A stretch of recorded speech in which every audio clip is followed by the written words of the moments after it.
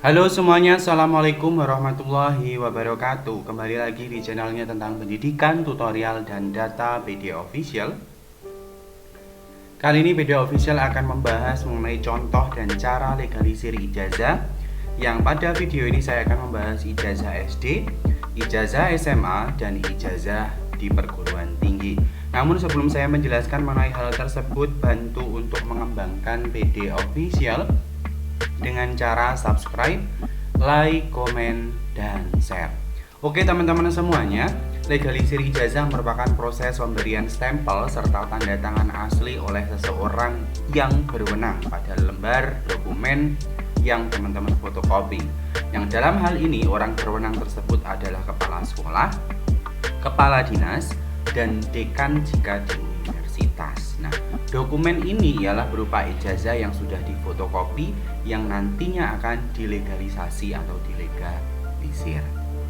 Lalu pertanyaannya, apakah legalisir ini berlaku untuk sementara atau selamanya? Maka jawabannya, proses legalisasi ijazah atau legalisir ijazah ini berlakunya selamanya jika dokumen salinan atau fotokopi yang sudah dilegalisir bisa digunakan kapanpun selama tidak ada perubahan identitas, misalnya ada perubahan nama, tempat tanggal lahir, ataupun NISN.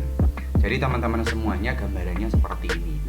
Jika teman-teman sudah memiliki ijazah yang asli dan akan melamar atau menyebar lamaran pekerjaan pada sebuah instansi atau perguruan tinggi ataupun satuan pendidikan, itu kan biasanya teman-teman melampirkan ijazah. Nah, itu yang dilampirkan ialah legalisir ijazah atau fotokopi ijazah asli yang sudah dilegalisir.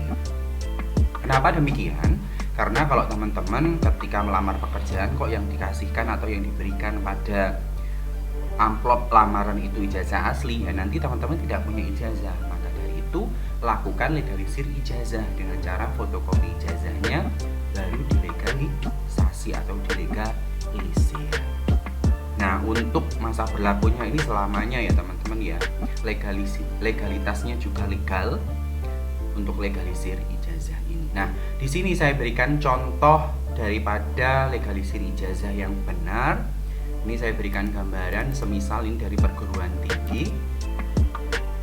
Jadi nanti teman-teman silahkan fotokopi ijazah yang asli. Setelah itu datang ke universitas asal teman-teman dan minta tolong untuk melakukan legalisir ijazah. Ini sebagai gambaran, berarti saya melakukan legalisir ijazah pada tanggal 3 Desember tahun 2020 dengan nomor legalisirnya 4 garis miring 7 Romawi 12 Romawi maksud saya garis miring 2020, di mana disahkan oleh Profesor Dr. Hadi Suwono MSI. Jadi seperti ini ya teman-teman ya. Semisal nih ketika teman-teman melakukan legalisir ijazah yang legalisirnya banyak, bukan hanya satu lembar, bahkan puluhan lembar. Biasanya satuan pendidikan ataupun instansi itu hanya menuliskan satu saja ya. Dari 10 atau 20 lembar itu yang dituliskan nomor berikut tanggalnya hanya satu, sisanya itu kosong. Nah, itulah tugas teman-teman nanti mengisi sesuai dengan contoh yang diberikan. Jadi semisal ini kan saya fotokopinya itu 10 lembar dan saya minta legalisirnya juga 10 lembar. Maka yang perlu teman-teman lakukan ialah samakan lembar kedua sampai ke 10 itu nomornya dengan lembar pertama. Karena biasanya petugas itu tidak menuliskan semuanya, hanya satu sebagai contoh.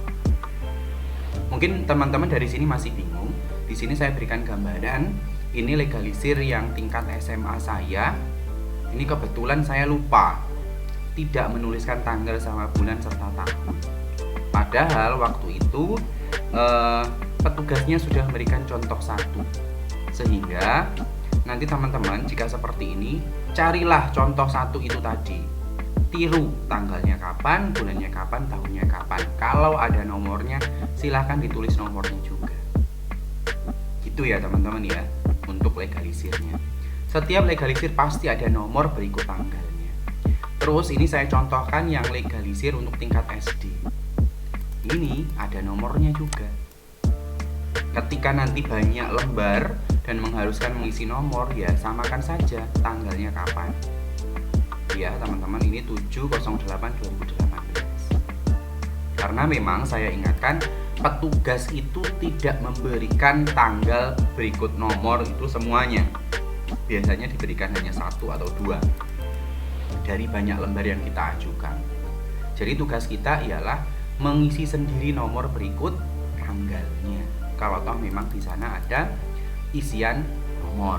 Kalau yang saya tunjukkan di sini kan tidak ada isian nomornya, hanya tanggal, maka ya masukkan saja tanggalnya. Terus kalau yang di tingkat SMA ini saya juga tidak ada nomor, hanya tanggal, masukkan saja sesuai contoh. Kalau yang ini di universitas ini ada tanggal berikut nomor, ini juga sesuaikan. Jadi tidak boleh kosong ya teman-teman.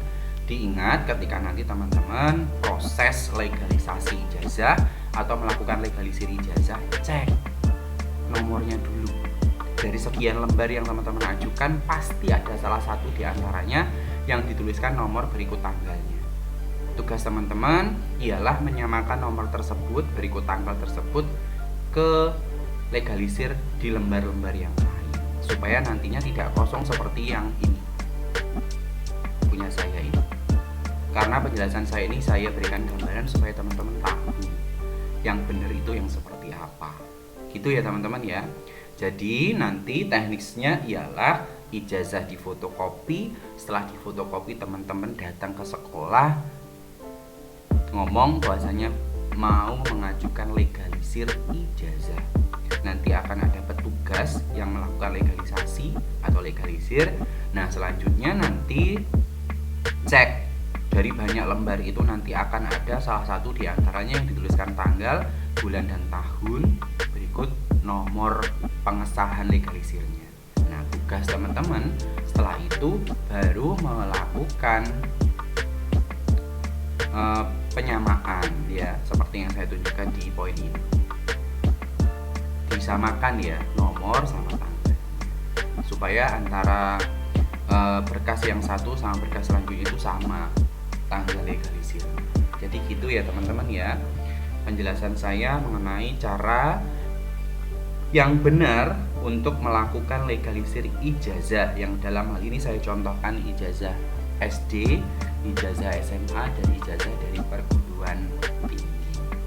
Jadi seperti itu, mudah-mudahan penjelasan saya dapat dipahami. Oh ya teman-teman, saya ingatkan kembali, legalisir ijazah ini legal ya, resmi ya, artinya bisa dipertanggungjawabkan, bisa menjadi pengganti ijazah ketika teman-teman akan melamar sebuah pekerjaan.